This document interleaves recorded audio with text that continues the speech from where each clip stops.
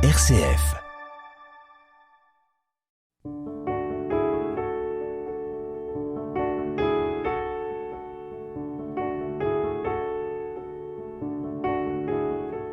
En ce temps-là, lorsque Jésus eut achevé de faire entendre au peuple toutes ses paroles, il entra dans Capharnaüm. Il y avait un centurion dont un esclave était malade et sur le point de mourir. Or, le centurion tenait beaucoup à lui. Ayant entendu parler de Jésus, il lui envoya des notables juifs pour lui demander de venir sauver son esclave. Arrivé près de Jésus, ceux-ci le suppliaient instamment. « Il mérite que tu lui accordes cela. Il aime notre nation. C'est lui qui nous a construit notre synagogue. » Jésus était en route avec eux, et déjà il n'était plus loin de la maison, quand le centurion envoya des amis lui dire « Seigneur, ne prends pas cette peine, car je ne suis pas digne que tu entres sous mon toit. C'est pourquoi je ne me suis pas autorisé moi-même à venir te trouver. Mais dis une parole, et que mon serviteur soit guéri. Moi, je suis quelqu'un de subordonné à une autorité. Mais j'ai des soldats sous mes ordres. À l'un je dis « va » et il va. À un autre « viens » et il vient. Et à mon esclave « fais ceci » et il le fait. En entendant cela, Jésus fut dans l'admiration devant lui. Il se retourna et dit à la foule qui le suivait « Je vous le déclare, même en Israël, je n'ai pas trouvé une telle foi. » Revenus à la maison, les envoyés trouvèrent l'esclave en bonne santé.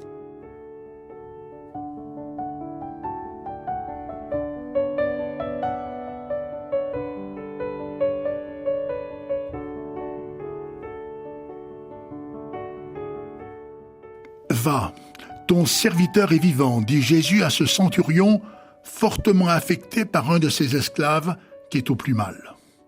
Le centurion romain envoya des notables juifs auprès de Jésus, considérant qu'il n'avait pas sa place auprès du maître. Il se tient à distance, celle-là même de l'indignité que le Seigneur efface dans l'amour et le sacrement de la dignité. C'est après une longue marche que Jésus, avec ses notables, s'approche de cette maison où un homme se meurt. Là encore, avec une distance soulignée, le centurion fait dire au Seigneur par ses amis « Ne prends pas cette peine. Je ne suis pas digne que tu entres sous mon toit. Une seule parole de toi suffit pour que mon serviteur soit guéri. » Ce matin, prenons le temps de nous émerveiller de la foi du centurion, mesurant ce qui le sépare du Fils de l'homme, mais aussi de ce qui les rapproche. Une attention passionnée pour ceux qui souffrent, celle-là même qui fait dire à Zindel « Inutile la foi en Dieu si nous ne croyons pas en l'homme ». Croire, ce n'est pas décliner un discours, c'est s'incliner devant ceux qui sont dans la peine, la détresse. Jésus le souligne tout au long de l'Évangile avec ce sommet qu'est le lavement des pieds, que les disciples dans un premier mouvement refuseront, considérant le geste comme déplacé.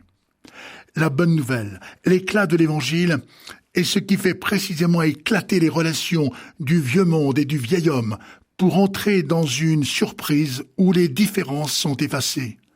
Comment pourrions-nous les maintenir alors qu'elles sont étrangères au Seigneur ? Il se fait homme, parmi les hommes. L'acte de croire est un acte du soin.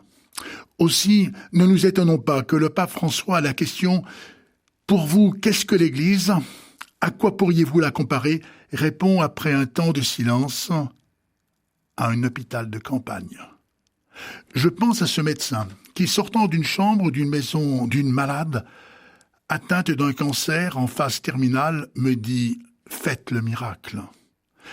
Ce miracle, lui dis-je, c'est vous qui l'avez fait. Il m'interroge du regard.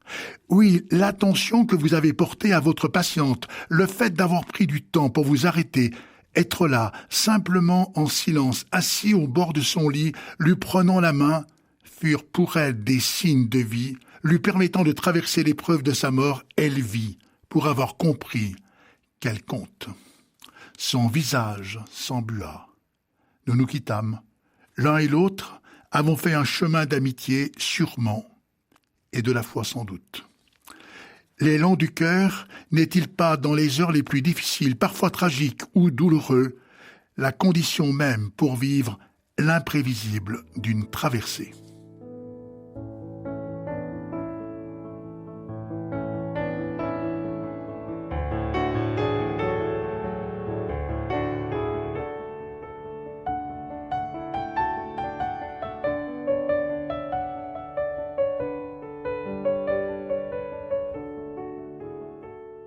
Notre Père qui es aux cieux, que ton nom soit sanctifié, que ton règne vienne, que ta volonté soit faite sur la terre comme au ciel.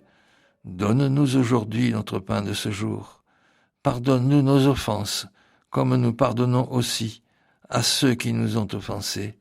Et ne nous laisse pas entrer en tentation, mais délivre-nous du mal. Car c'est à toi qu'appartiennent le règne, la puissance et la gloire, pour les siècles des siècles. Amen.